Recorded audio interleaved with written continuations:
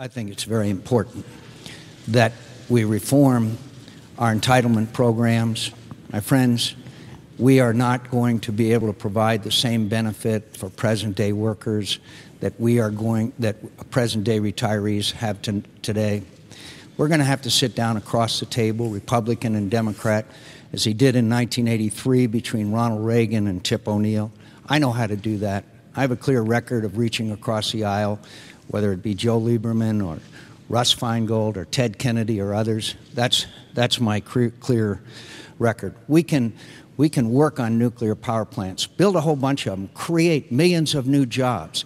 We have to have all of the above, alternative fuels, wind, tide, solar, natural gas, clean coal technology. All of these things we can do as Americans, and we can take on this mission, and we can overcome it. My friends, some of this $700 billion ends up in the hands of terrorist organizations. As far as health care is concerned, obviously everyone is struggling to make sure that they can afford their premiums and that they can have affordable and available health care. That's the next issue. But we can do them all at once. And we have to do them all at once. All three you mentioned are compelling national security requirements. I'm trying to play by the rules that you all established. 1 minute for discussion. Senator Obama, if you would give us your list of priorities. There are some real questions about whether everything can be done at once. We're going to have to prioritize, just like a family has to prioritize. Now, I've listed the things that I think have to be at the top of the list.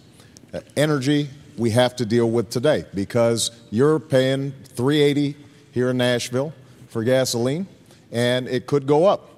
And it's a strain on your family budget, but it's also bad for our national security because countries like Russia and Venezuela and, in some cases, countries like Iran are benefiting from higher oil prices. So we've got to deal with that right away. That's why I've called for an investment of $15 billion a year over 10 years.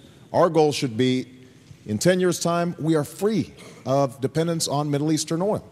And we can do it.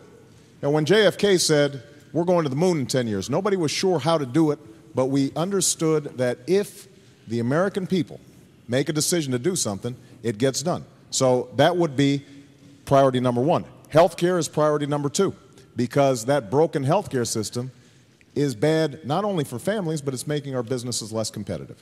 And number three, we've got to deal with education so that our young people are competitive in a global economy. But just one point I want to make, Tom. Senator McCain mentioned looking at our records. We do need to look at our records. Senator McCain likes to talk about earmarks a lot, and that's important. I want to go line by line through every item in the federal budget and eliminate programs that don't work and make sure that those that do work better and cheaper. But understand this. We also have to look at where some of our tax revenues are going. So when Senator McCain proposes a $300 billion tax cut, a continuation not only of the Bush tax cuts, but an additional $200 billion that he's going to give to big corporations, including big oil companies, $4 billion worth, that's money out of the system. And so we've got to prioritize both our spending side and our tax policies to make sure that they're working for you. That's what I'm going to do as President of the United States.